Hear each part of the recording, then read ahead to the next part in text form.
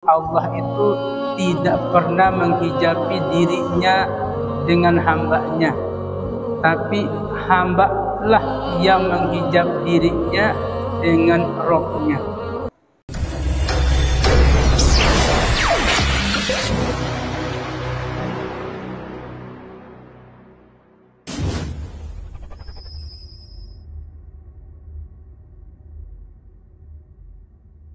A'udzu billahi minasyaitonir rajim. Bismillahirrahmanirrahim. Assalamualaikum warahmatullahi wabarakatuh.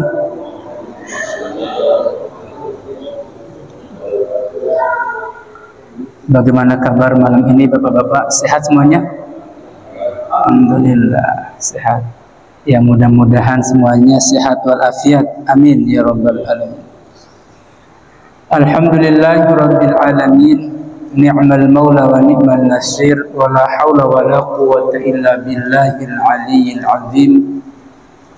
Asyhadu an la ilaha illallah wa asyhadu anna Muhammadar Rasulullah. Allahumma salli ala sayyidina Muhammad wa ala alihi wa ashabihi wa man tabi'ahu amma ba'd. Rabbi zidna ilman warzuqna fahman. Rabbi israh li sadri wa yassir li amri wa hlul 'uqdatam min lisani yafqahu qawli. Amin. Hadratul mukarramin, para alim ulama, para asatidz, wabil khusus yang sama-sama kita hormati, kita muliakan Ketua DKM Masjid Jami' Nurul Falah Al-Mukarram Ustadz Maulana, juga imam besar kita, sepuh kita Al-Mukarram Ustadz Rois, juga para hadirin bapak-bapak yang kami sebutkan satu persatu. Mudah-mudahan semuanya selalu dalam lindungan Allah Subhanahu wa Ta'ala. Amin ya rabbal alamin. Agar lebih berkah pertemuan kita, kajian kita pada malam hari ini, mari kita awali dengan sama-sama baca umul kitab. Ala hadhihi wa li kulli niyatin salihah wa ila hadratin nabiyil mustafa wa maulana Muhammadin sallallahu alaihi wasallam wa ala alihi wa azwajihi wa dzurriyyatihi wa man tabi'ahum bi ihsan ila yaumiddin, wa khususan ila al-musannif fi kitab al-hikam al-syekh Ibnu Athaillah Sakandari, nafa'anallahu bi ulumihi fid din wad dunya wal akhirah, wa khususan ila jam'iyatina fi majlisina hadha wa li ummati Muhammadin sallallahu alaihi wasallam ajma'in. Syai'ulillahu lana wa lahu wa lahumul fatihah. A'udzu billahi minasyaitonir rajim. Bismillahirrahmanirrahim. Alhamdulillahi rabbil alamin, ar-rahmanir rahim, maliki yaumiddin, iyyaka na'budu wa iyyaka nasta'in, ihdinas siratal mustaqim, siratal ladzina an'amta 'alaihim ghairil maghdubi 'alaihim waladdallin.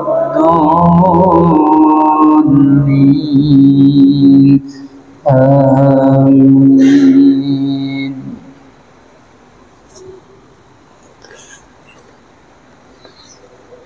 Amin amin ya rabbal alamin. Selanjutnya mari kita lanjut kajian kitab Al-Hikam pasal yang ke-16. Ini pasal yang terpanjang ya di Al-Hikam, lanjutan pasal yang sebelumnya 15, 14, masih satu judul ya, yang berjudul wujud Allah itu jelas dan tidak terhalangi oleh sesuatu. Nah, ini judulnya, wujud Allah itu jelas dan tidak terhalangi oleh sesuatu. Itu dibahas di pasal 14, dibahas pada pasal 15, nah dibahas juga di pasal 16. Nah, lumayan, ini ada 3 halaman. Nah, di pasal 17-nya insya Allah judul baru. Nah, ini pasal terakhir yang judulnya tadi wujud Allah jelas, tidak terhalangi oleh sesuatu. Sebagai gambaran awal bahwa pada intinya di pasal 14, 15 kemarin itu Allah itu tidak pernah menghijabi dirinya dengan hambanya, tapi hambalah yang menghijab dirinya dengan Robnya. Nah, itu inti dari sebelum-sebelumnya. Kok bisa? Memang sejatinya Allah itu tidak ada hijab dengan hambanya. Kalau kita usut dari perkara di alam,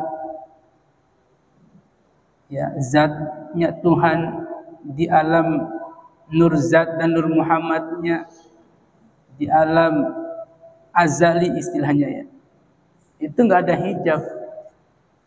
Yang membuat hijab itu hamba itu sendiri. Apa hijab-hijab yang menghalangi hamba kepada Robnya? Tentu sifat-sifat buruk, sifat-sifat kebenataan yang ada dalam diri. Macam ragamnya. Amarah, sombong, takabur, iri, dengki, sum'ah, ujub, pembohong, pemfitnah, munafik. Semuanya itu adalah hijab. Asbab-asbab ulahnya manusialah yang bikin hijab itu. Nah, Allah itu tidak pernah menutup-nutupi dirinya dengan hambanya. Nah, ini konsep awalnya di pasal 14, 15. Sekarang kita masuk ke pasal yang 16. Bismillahirrahmanirrahim. Wa qala al-musannif rahimahullahu ta'ala wa nafa'ana bi ulumihim fid dharain. Amin. Kita bacakan dulu redaksi Arabiknya. Bapak-bapak monggo dibuka. Kaifa yutasawwaru ayyahjabuhu syai'un huwallazi azhara kulla syai'in. Ini tanda tanya tapi pertanyaan keheranan. Kaifa, bagaimana, yutasawwaru terhalang atau dihalangi, pakai fi'il majhul, ya. Ya, ayyahjabuhu syai'un, dihijabi oleh sesuatu. Bagaimana gambarannya, ya, dihijabinya oleh sesuatu, maksudnya bagaimana yutasawwar itu gambaran yang menghalangi, tapi posisinya itu pertanyaan, bagaimana bisa, ya, Tuhan itu terhalang oleh sesuatu. Jadi yutasawwar itu menggambarkannya itu nggak bisa. Nah, jadi bagaimana digambarkan bahwa Tuhan itu dihijabi oleh sesuatu? Kasarnya begitu. Sedangkan wahuwallazi adhara kulla syai'in, sedangkan dia wahuwa alladzi yang adhara, yang jelas kulla syai'in, ya, terhadap segala sesuatu, padahal dia itu nampak terhadap segala sesuatu. Maksudnya bagaimana mungkin Tuhan itu terhijab padahal dia itu berada di segala sesuatu. Nah, itu maksudnya. Di manusia ada Tuhan, di hewan tumbuhan ada Tuhan, di pepohonan, gunung-gunung, lautan, semua ada Tuhan. Kasarnya begitu, fitrahnya, nurnya. Bagaimana mungkin dia terhijab sedangkan dia itu jelas, terang, kulla syai'in, terhadap segala sesuatu. Ini pertanyaan keheranan pertama. Kemudian kaifa yutasawwaru ayyahjubahu syai'un, sama, ya, bagaimana mungkin Tuhan itu, bagaimana mungkin digambarkan Tuhan itu dihalangi oleh segala sesuatu. Wa huwa alladzi dhahara bi kulli syai'in. Tadi adhara kulla syai'in, sekarang adhara bi kulli syai'in. Apa bedanya?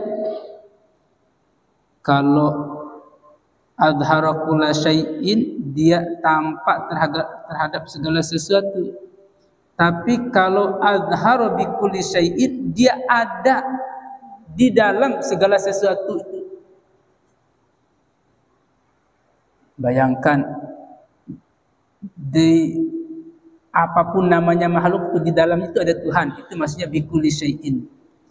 Tuh.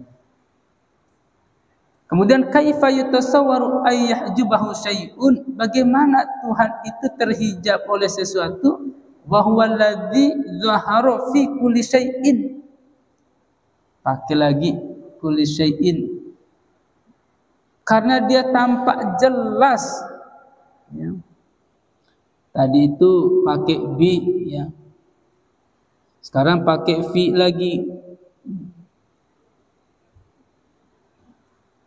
Kalau pakainya fi itu di dalam sesuatu, tapi tadi bi itu dengan sesuatu.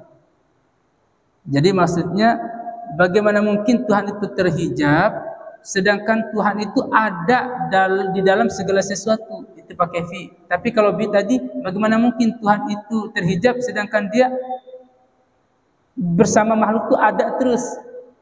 Nah, ini beda-beda tipis ya. Nah. Kemudian kaifa yutasawwaru ay yahjubahu syai'un wa huwa alladzi zahara li kulli syai'in. Bagaimana mungkin Tuhan itu terhijab sedangkan dia itu sangat-sangat jelas li kulli syai'in, untuk sesuatu ya. Padahal dia tampak ya, jelasnya itu untuk li kulli syai'in, untuk seluruh sesuatu. Jadi tipis-tipis ini sebenarnya akan merujuk pada kata-kata seperti ini. Bagaimana mungkin Tuhan itu terhijab sedangkan dia itu adanya itu di dalam ia, bersama ia, untuk segala sesuatu ia, dan juga jelasnya ada makhluk itu ada dia juga di depannya. Jadi maksudnya di dalam semua sisi itu ada. Makanya penggunaan adhara kulla syai'in, adhara bi kulli syai'in, adhara li kulli syai'in, adhara fi kulli syai'in, itu bahasa singkatnya itu di segala penjuru ada, di mana-mana ada. Bagaimana mungkin dia itu tertutup atau terhijab sedangkan dia itu segala sesuatu ada. Mau disorot di atas ada, sorot di bawah ada, sorot di samping ada, di belakang depan ada.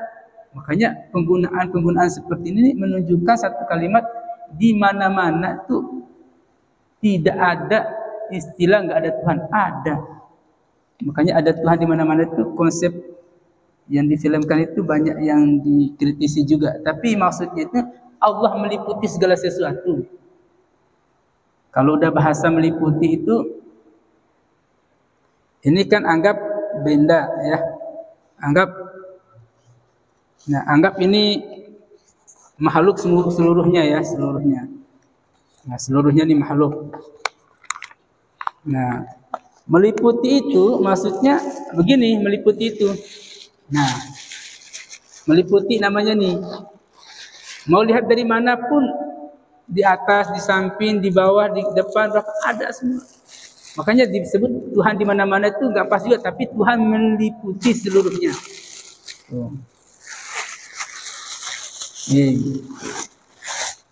Kemudian kaifa yutasawwaru ayyahjubahu syai'un wa huwa zahirun qabla wujudi kulli syai'in. Bagaimana mungkin Tuhan itu terhijab oleh sesuatu sedangkan dia jelas sebelum adanya segala sesuatu. Jadi sebelum adanya makhluk, adanya ciptaan udah ada Allah itu. Bagaimana mungkin dia terhijab? Kemudian kaifa yatasawwaru ayyahjubahu syai'un wa huwa adhara min kulli syai'in. Bagaimana mungkin dia itu terhijab oleh segala sesuatu sedangkan dia itu jelas dari min kulli syai'in, dari segala sesuatu. Ini tipis-tipis ya, pakai qabla, pakai min. Kemudian kaifa yatasawwaru ayyahjubahu syai'un wa huwal wahidul ladzi laisa ma'hu syai'un. Bagaimana mungkin dia terhijab oleh sesuatu sedangkan dia itu satu, tunggal.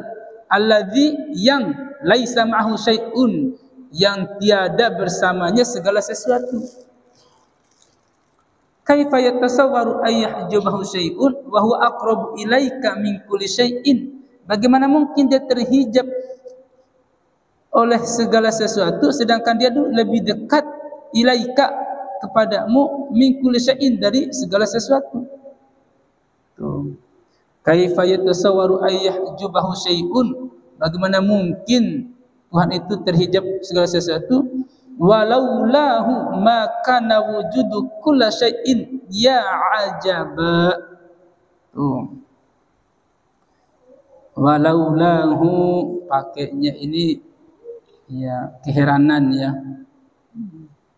Bagaimana mungkin walaulahu dan sekiranya makana apa-apa yang wujud kulla syai'in ya, kulla syai'in segala sesuatu ya ajaba yang maha mengijabahkan segala sesuatu ya.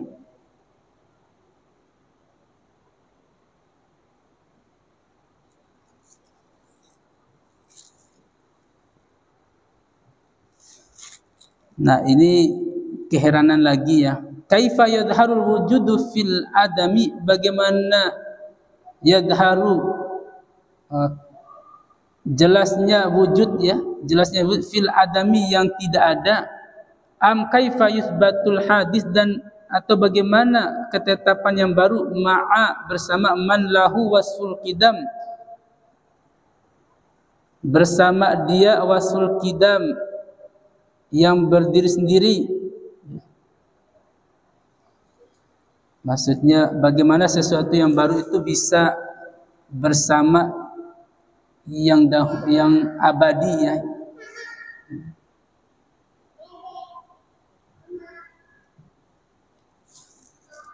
Maksud ma'aman lahu itu bisa diartikan juga bersanding ya, atau bersama. Bagaimana mungkin sesuatu yang baru itu disamakan dengan yang dahulu? Mimma yadulluka ala wujudi qahri subhanahu an hajabaka anhu bima laisa bimawjudin ma'ahu. Mimma ya, dari semua itu yadulluka menunjukkan kepadamu ala wujudi qahri, atas wujudnya yang suci, subhanahu maha suci Allah, an hajabaka anhu, atas terhijabnya darimu, anhu darinya, bima dengan apa-apa, laisa bimawjudin ma'ahu, yang bukan bimawjudin ma'ahu, yang wujud bersamanya. Jadi letter leknya memang rumit dicerna, tapi fahamnya begini Bapak-bapak sekalian. Semua keanehan-keanehan di atas itu menunjukkan orang yang syuhud. Ini kata-kata orang yang syuhud semua ini, orang-orang yang sampai kepada Allah semua ini yang berkata begini, bagaimana mungkin Tuhan itu terhijab sedangkan dia ada bersamamu? Bagaimana mungkin dia terhijab sedangkan dia itu selalu ada dalam dirimu? Bagaimana mungkin dia terhijab sedangkan dia itu lebih dulu daripadamu? Bagaimana mungkin dia itu terhijab sedangkan dia itu lebih terang, lebih jelas? Artinya kalau pandangan-pandangan syuhud bahwa semua yang ada di alam raya, di makhluk ini adalah bagian dari Tuhan, percikan dari Tuhan. Itu dasar awalnya fitratullah fitratan nasi 'alaiha, itu tetap berlaku ya. Dari fitrah Allah semuanya diciptakan, fitrah-fitrah makhluk ini. Maka dari sinilah semua konsep spiritual itu, semua yang ada di alam raya ini adalah ada nur Tuhan semuanya. Manusia ada nur Tuhan, hewan tumbuhan ada nur Tuhan, malaikat jin apapun namanya ada nur Tuhan. Karena semuanya rentetan tercipta dari fitrah Tuhan. Makanya bagaimana mungkin, sedikit menyinggung ya supaya nyambung terhadap ini. Dulu kan Rob itu dalam alam azal itu masih sendiri, masih ahadil ahad, satu ya. Nggak ada yang menyembah. Lalu diciptakanlah dirinya itu dari nur zatnya itu menjadi nur Muhammad. Ini yang sudah dijelaskan sebelumnya. Maka terjadilah yang dinamai dialog interaktif pengakuan antara Tuhan dengan hamba. Nah, lalu singkat ceritanya diakuilah oleh Nur Muhammad ini bahwa Nur Zat ini adalah Tuhan. Kemudian diakuilah oleh Tuhan ini bahwa Nur Muhammad ini adalah hamba. Mulai dari sini ini ada dua, Tuhan dan hamba satu aja. Lalu Allah punya rencana dari Nur Muhammad itu diambil lagi nurnya itu, dibuatlah Sir Ahmad. Setelah Sir Ahmad lalu terus alam. Ada namanya setelah Sir Ahmad itu yang dinamai Lauhil Mahfuz. Ada juga yang dinamai setelah Lauhil Mahfuz ada nama kursi emas. Itu ada dasarnya semua tuh. Setelah kursi emas ini ada nama Telaga Al-Kautsar. Ini alam semua. Setelah itu apa lagi? Alam malakut. Turunan lagi ada namanya surga, ada namanya neraka, ada namanya sirat, ada namanya padang mahsyar. Terus ada namanya alam jabarut. Setelah alam jabarut turun lagi ada namanya alam barzah. Setelah alam barzah ada namanya alam dunia. Setelah alam dunia terus nanti putar lagi ke atas. Dunia, barzah, jabarut, ke atas lagi. Nah, singkat ceritanya di dalam dunia ini adalah manusia yang diciptakan lagi. Adam namanya, terus hewan, tumbuhan, binatang, itu semua itu rentetan dari ciptaan Sir Ahmad, Nur Muhammad Sir Ahmad tadi itu. Maka satu kesatuan bahwa dalam diri kita ini ada Nur Muhammad, yang Nur Muhammad itu sumbernya dari Nur Zat. Sehingga dari situlah kita semua ini ada Nur Tuhan dalam diri. Maka bagaimana mungkin Tuhan itu terhijab sedangkan dia ada dalam dirimu? Nah, itu kira-kira seperti itu gambarannya. Memang ini harus didialogkan, didiskusikan secara intern, entah tempat mata, 6 mata supaya lebih fokus ya. Ya, tapi ini yang dimaksud kajian pasal 16 ini. Nah, maka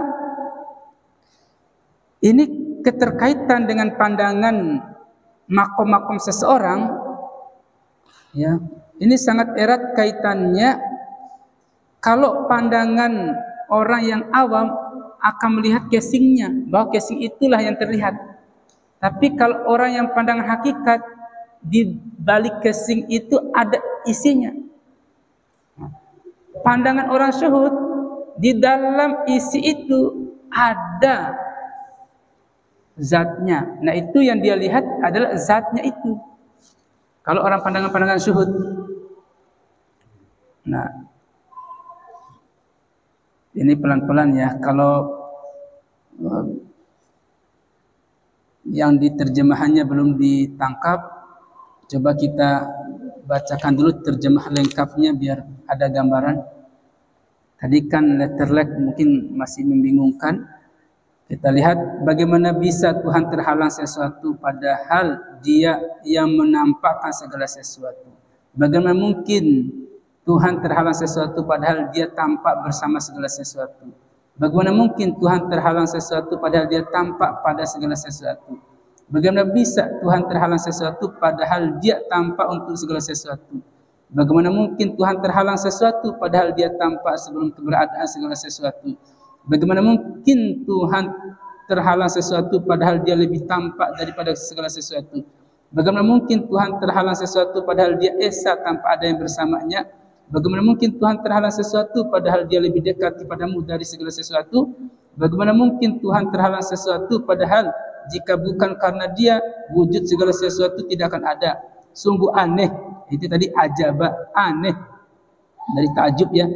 Ya, bagaimana mungkin keberadaan wujud bisa tampak dalam ketiadaan Adam, atau bagaimana bisa sesuatu yang baru bersanding dengan yang maha dahulu? Nah, ini tanda tanya terus, heran. Jadi pertanyaan heran. Oke, kita lihat penjelasannya biar nggak makin heran juga buat yang kita yang ngajinya. Allah menampakkan segala sesuatu dengan cahaya wujud dari gelapnya ketiadaan. Dengan kemunculan cahayanya dalam segala sesuatu semuanya menjadi tampak.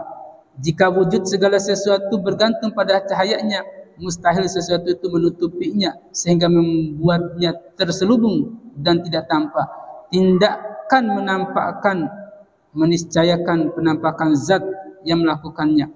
Allah lah yang menampakkan segala sesuatu agar orang-orang yang berakal menjadikannya sebagai bukti keberadaannya.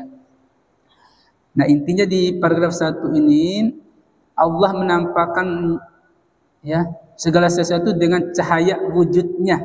Aslinya semua itu gelap. Aslinya segala yang ada ini gelap. Alam raya ini gelap. Tapi karena ada nur Tuhan yang ada pada makhluknya, itulah yang membuat dia terang. Apa pada makhluknya? Ada pada bintang, ada pada bulan, ada pada matahari. Itu cahaya itu dari mana sumbernya? Dari nur Tuhan. Jadi bukan sumber matahari itu cahaya sendiri, bukan. Jadi dari nur Tuhan, makanya dia bisa terang menerangi bumi ini. Nah, itu konsepnya ini.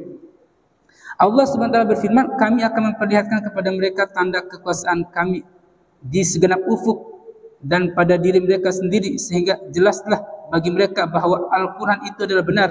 Dan apakah Tuhanmu tidak cukup bagi kamu bahwa sesungguhnya dia menyaksikan segala sesuatu. Al-Fussilat ayat 53. Ya, ini memperkuat bahwa tanda kebesaran Allah juga kaitan dengan cahaya dari ufuk ke ufuk itu, dari matahari terbit sampai terbenam.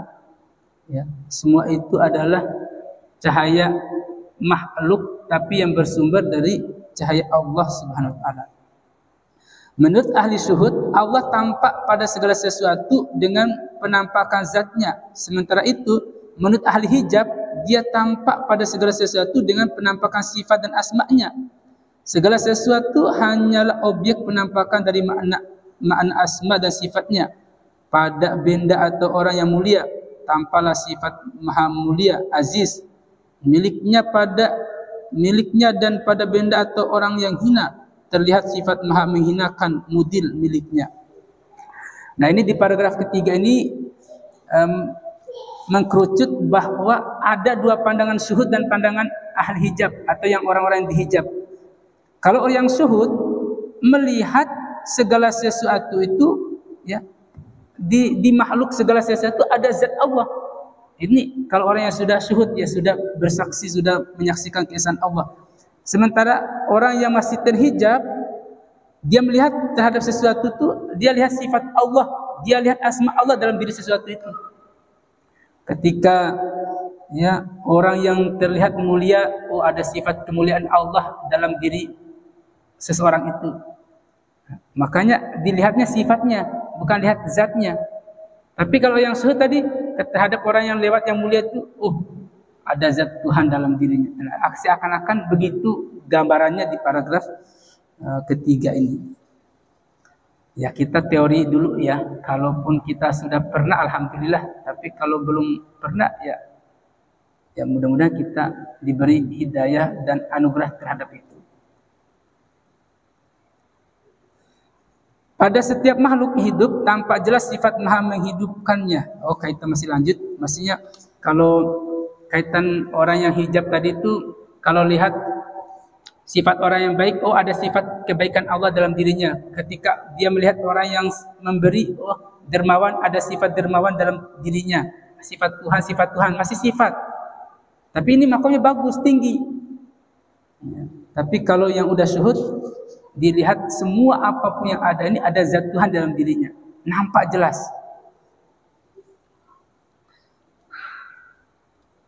Kemudian bagaimana bisa Allah terhalangi sesuatu padahal dia muncul atau tampak pada segala sesuatu sehingga bisa dikenali? Karena itulah seluruh semesta alam bersujud dan bertasbih padanya. Tetapi kita tidak mendengar dan memahami tasbih mereka. Semua makhluk di alam ini baik yang bernyawa maupun yang tidak mengenali Allah. Namun itu bergantung pada kadar penampakan Allah yang dilihatnya. Jika ada makhluk yang tidak mengagungkan Allah sesuai kadar keagungannya, maka itu disebabkan oleh lemahnya ma'rifat atau pengenalan tentangnya, bukan karena ketiadaan ma'rifat sama sekali. Ya, ini semua makhluk itu mengenal Allah dengan caranya masing-masing. Manusia mengenal Allah dengan caranya, tumbuhan mengenal Allah dengan caranya, hewan, binatang, semua ini mengenal Allah dengan caranya. Kalau kita sampai detik ini belum melihat nur zatnya Allah itu, bukan berarti enggak ada nur zat itu. Nah, kitalah yang belum sampai ke sana. Itu aja husnudzonnya. Kita masih ahli hijab atau masih terhijab. Kemudian bagaimana mungkin Tuhan terhalangi sesuatu sedangkan dia zahir atau jelas sebelum wujud segala sesuatu? Ya. Ini penguatan yang tadi ya. Bagaimana bisa Allah terhalangi sesuatu padahal dia lebih tampak daripada segala sesuatu? Ini yang jawaban-jawaban bagaimana ini. Yang intinya menegaskan keheranan, kok bisa Tuhan itu enggak ada padahal dia ada dalam dirimu, ada bersamamu, ada di sisimu. Kok bisa kamu bilang enggak ada Tuhan? Kok kamu bisa buta enggak melihatnya? Oh, ternyata kita ini masih terhijab. Itu jawabannya. Bukan Tuhan tuh menghijab dirinya dengan hambanya, enggak, kita lah yang menghijab diri kita dengan Rabb.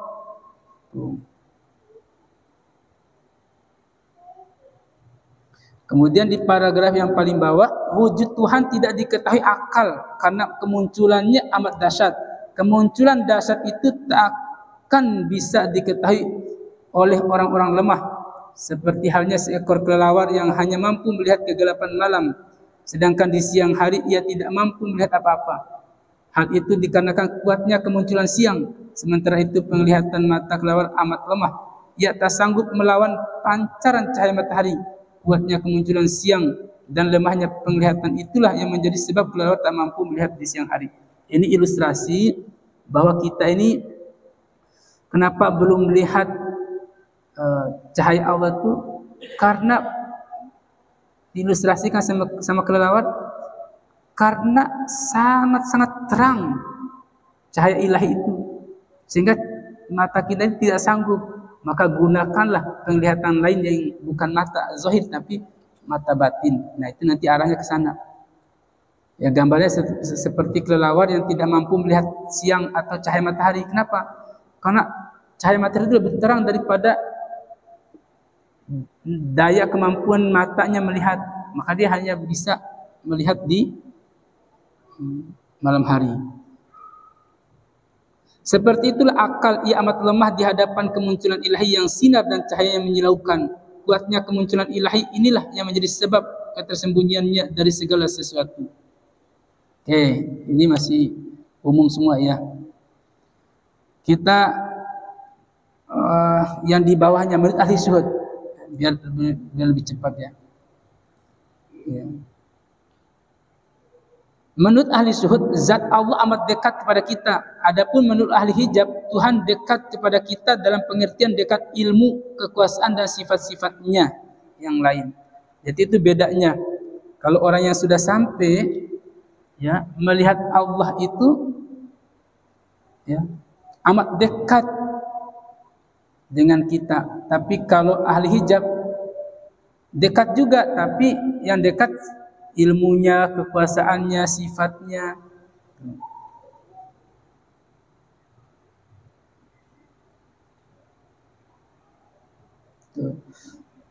Bagaimana bisa Allah terhalangi sesuatu padahal tanpa dia segala sesuatu tidak ada. Nah, makanya dari tadi bagaimana mungkin Allah itu terhijab, sebab yang ada ini tercipta dari dia. Bagaimana mungkin dia membahasakan enggak ada, dan bagaimana mungkin dia itu terhijab? Maka Allah SWT berfirman surah Al-Fussilat tadi ayat 23, dan apakah Tuhanmu tidak cukup bagimu bahwa sesungguhnya dia menyaksikan segala sesuatu. Sungguh aneh, bagaimana mungkin wujud keberadaan tidak tampak dalam Adam ketiadaan. Adam adalah kegelapan sedangkan wujud adalah cahaya. Keduanya mudah dibedakan. Jadi Adam kita ini aslinya gelap, tapi yang membuat dia terang kita ini adalah adanya cahaya ilahi. Ini diri kita manusia ini aja, Adam ini, makhluk ini aslinya gelap, nggak ada cahaya satupun. Mata apa nih semuanya gelap, semuanya nggak ada. Tapi adanya cahaya ilahi yang masuk, yang berbentuk ruhani kita itu, hiduplah kita di dalamnya, maka teranglah kita ini. Dibantu dengan makhluk-makhluk lain seperti matahari, adanya cahaya ilahi di dalamnya, teranglah dia matahari. Adanya bulan, adanya bintang, semuanya itu ada cahaya ilahi. Maka dari situlah teranglah semua yang Adam ini. Bukan berarti dia terang dengan sendirinya, enggak. Tapi Adam ini aslinya itu gelap. Bagaimana bisa sesuatu yang baru hadis bersanding dengan yang maha dahulu, qadim? Bagaimana mungkin sesuatu yang baru muncul bersamaan dengan yang memiliki sifat qidam? Yang baru itu batil, sedangkan Allah itu hak, maha benar. Kebatilan akan sirna dengan adanya kebenaran. Allah SWT berfirman, dan katakanlah yang benar telah datang dan yang batil telah lenyap. Sesungguhnya yang batil itu adalah sesuatu pasti lenyap.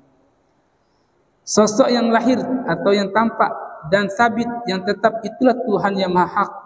Allah SWT bukan alam semesta. Tak ada yang berwujud kecuali Allah, karena dia yang tampak dan menampakkan, yang maujud dan berbeda dari segala yang menampakkan lainnya. Ini kesimpulan terakhir ini. Pertanyaan-pertanyaan yang bernada keheranan dalam hikmah ini pasti akan diajukan oleh mereka yang pernah merasakan pengalaman syuhud. Tuh. Oleh karena itu semakin kuat pengalaman syuhud yang dirasakan seseorang, maka semakin sirnalah alam semesta ini dari pandangannya. Jadi kesimpulannya ini bahasa-bahasa orang yang syuhud yang kita kaji. Sedangkan bahasa kasarnya kita ilustrasinya itu menceritakan tentang Mekah Madinah, sedangkan kita belum pernah ke Mekah Madinah. Kasarnya begitu. Kita menceritakan tentang suasana di IKN misalnya itu, tapi kita sendiri belum pernah ke sana. Lalu bagaimana mungkin kita mengatakan bahwa Madinah itu jelek padahal kita sendiri belum pernah ke sana? Bagaimana mungkin IKN itu kita bahasakan jelek sedangkan kita enggak ke sana? Nah, bagaimana mungkin kita ini berkata Tuhan itu enggak ada, Tuhan itu terhijab, sedangkan kita sendiri belum pernah memasuki ranah syuhud itu. Jangan syuhud, minimal ranah hakiki, ranah ma'rifat, ranah thariqah itu udah kita jalui. Minimal ke situ. Baru kita akan berkata seperti ini pertanyaan-pertanyaan ini. Nah, kalau udah begini, syuhud itu atau bersaksi di makom syuhud kepada Allah itu harus berkali-kali, ya, bukan sekali doang. Mungkin tahun lalu pernah kita naik Isra Mi'raj kepada Allah Subhanahu wa taala, menyaksikan kuasa Allah, menyaksikan nur zat Allah. Lalu enggak pernah lagi. Lalu kita berkata dengan detail, enggak bisa. Minimal syuhud itu harus rutin. Syuhud itu enggak cukup sekali, harus berkali-kali. Nah, orang yang udah berkali-kali syuhud itulah yang bertanya keheranan seperti ini nih. Bagaimana mungkin Tuhan itu terhijab sedangkan dia selalu ada sama kita? Nah, ini kembali lagi ke pengalaman spiritual masing-masing kalau pertanyaan di pasal 16 ini. Nah, karena di pasal 14-nya itu, di pasal 15-nya Tuhan itu tidak pernah terhijabi oleh sesuatu. Alias Allah Tuhan itu tidak pernah menghijabi dirinya kepada hambanya, tapi hambalah yang menghijab dirinya dari Tuhannya. Apa hijab-hijab yang dimaksud itu? Itulah segala kekotoran, segala kekhilafan, kemaksiatan, keburukan baik zahir maupun batin kita. Itulah hijab itu.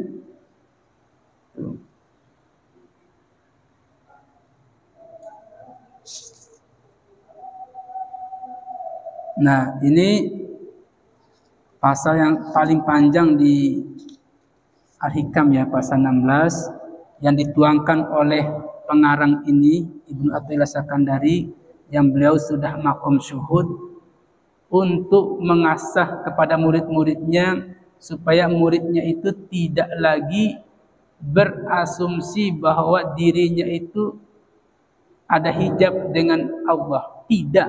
Yang benar itu kita sendiri yang membuat hijab itu. Allah tidak pernah menghijabi dirinya untuk makhluknya, enggak. Legowo 24 jam. Buktinya orang yang setiap hari, tiap detik selalu berjumpa, selalu bertemu. Dia lihat manusia, ada Tuhan dalam diri manusia. Dia lihat hewan, ada Tuhan dalam diri hewan. Dia lihat tumbuhan, ada Tuhan dalam diri tumbuhan. Dia lihat gunung, ada Tuhan di gunung. Dia lihat semua begitu. Jadi syuhudnya tiap saat. Barakallahu lakum ajma'in. Ini udah isyarat. Mari kita kasih kesempatan untuk kita diskusikan walaupun sebentar ya, sebelum kita masuk Isya, karena ini memang perkara-perkara pembahasan syuhud ya, pembahasan syuhud yang harus kita alami dalam pengalaman spiritual kita. Tapi bapak-bapak sekalian, monggo jika masih bingung silakan, atau yang mau menambahkan juga silakan. Ini karena panjang jadi sampai Isya ini. Masya Allah, tabarakallah. Itu pun nggak baca semua itu ya, loncat-loncat bacanya ini, saking panjangnya. Monggo ada sepatah dua kata.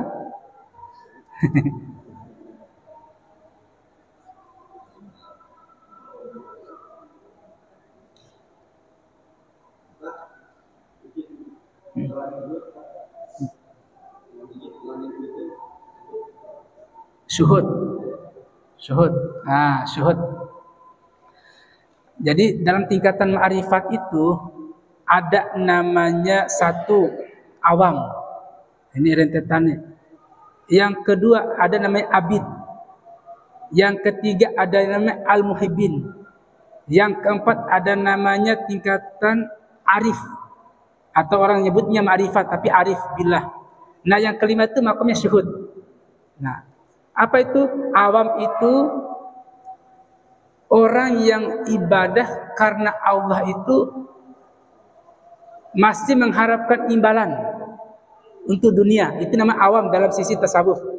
Misalnya kita ibadah sholat, tahajud supaya lancar rezekinya, baca surah Al-Waqiah supaya lancar rezekinya, masih mengharapkan imbalan dunia, itu awam namanya. Tapi ini dalam dunia tasawuf ya, karena Allah semua niatnya.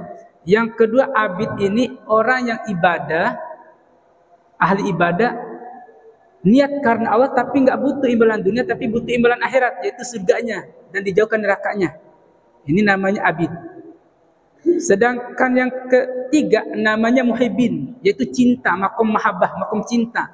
Dia ibadah karena Allah, tak butuh imbalan dunia, tak butuh imbalan akhirat, tapi dia butuh cinta Allah, dia butuh imbalan kasih sayang Allah. Nah, ini cinta dia pengennya ini. Yang keempat namanya arif atau ma'rifatullah, orang yang beribadah karena Allah, tak butuh cinta Allah, tapi yang dibutuhkan adalah bersama Allah terus atau dekat di sisi Allah terus.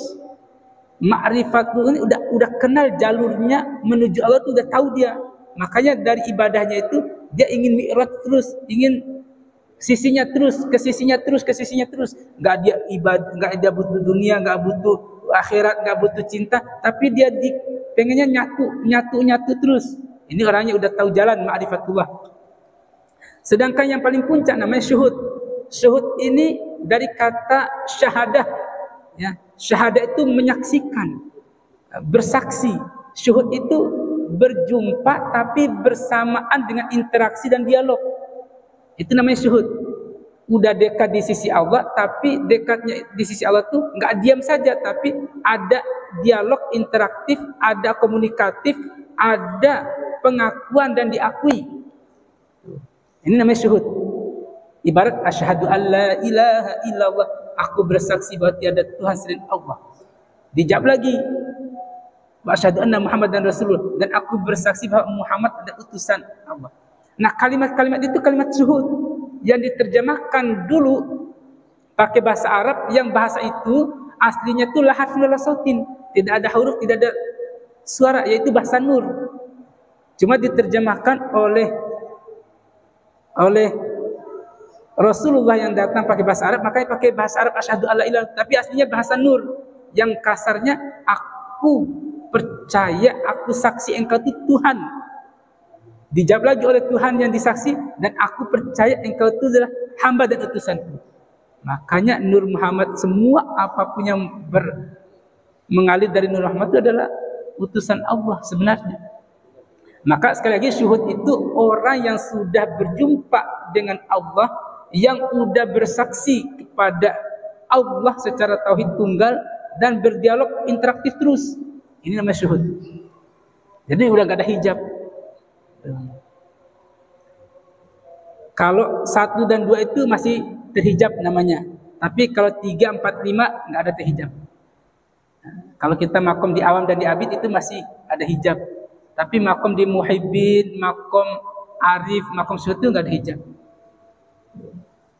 Nah, ini pembahasan tentang syuhud ya. Jadi makom syuhud itu makom tertinggi di dunia tasawuf.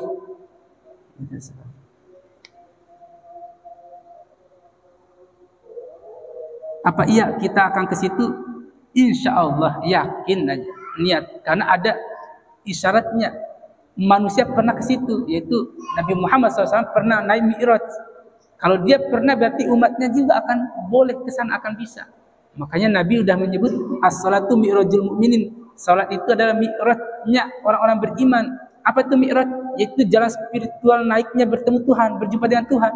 Naik syuhud. Berarti naik syuhud itu harus melalui salat. Salat yang bagaimana? Salat yang interaktif, yang benar-benar khusyuk. Itu yang menghadirkan nilai syuhud, nilai komunikasi kita dengan Allah Subhanahu wa taala. Barakallah. Ada lagi?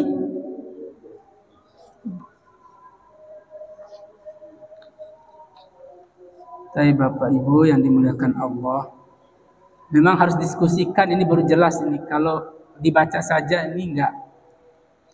Makanya dalam dunia tasawuf itu harus ada interaksi antara murid dan mursyid, lebih intens, lebih tatap muka itu lebih, bahkan sampai subuh itu, dari isya sampai subuh itu udah biasa itu murid dan mursyid, karena akan mendalami terus. Karena ini kan hanya teori, tapi kalau didiskusikan lebih dalam itu langsung praktek, langsung amalkan, insya Allah akan dibimbing dan sampai kita di makom syuhud ini. Sebenarnya kita ini udah makom syuhud, sebenarnya kita nggak sadari. Kenapa? Karena tiap hari kita bersyahadat asyhadu alla ilaha illallah wa asyhadu anna muhammadar rasul. Itu adalah makom syuhud. Cuman yang syahadat itu kita buktikan, itu yang belum. Bukan hanya kata-kata syahadat itu, tapi kita buktikan. Aku bersaksi. Mana saksimu mana? Kita lihat saksi mana? Kita harus buktikan itu. Nah, itu sebenarnya dalam pelajaran tasawuf itu ke arahnya ke situ. Mau membuktikan kalimat syahadat itu.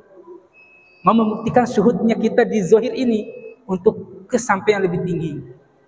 Itulah perjalanan Mi'raj. Bapak-bapak sekalian. Barakallah wa li wa lakum ajma'in. Kita cukupkan, insyaallah kita, karena udah isya ya. Kalaupun ada yang dibingungkan, kita lanjut lagi di lain waktu tentang pasal ini. Kalau belum diselesaikan, ya kita selesaikan di pertemuan berikutnya. Kita langsung buka sesi tanya jawab. Mohon dibaca, dicerna dulu pasal yang ini. Entah di rumah, entah di pertemuan berikutnya, bawa lagi, kita diskusikan lagi. Karena udah isya, kita cukupkan. Mari kita akhiri dengan doa seperti biasa. Bismillahirrahmanirrahim. Wal asri innal insana lafi khusrin illa alladhina amanu wa 'amilus solihati wa tawassaw bil haqqi wa tawassaw bis sabr. Shadaqallahul azim. Subhanakallahumma wa bihamdika asyhadu an la ilaha illa anta astaghfiruka wa atubu ilaik. Walhamdulillahirabbil alamin. Demikian, terima kasih atas segala perhatian, mohon maaf atas segala kekurangan. Akhirul kalam, wassalamualaikum warahmatullahi wabarakatuh.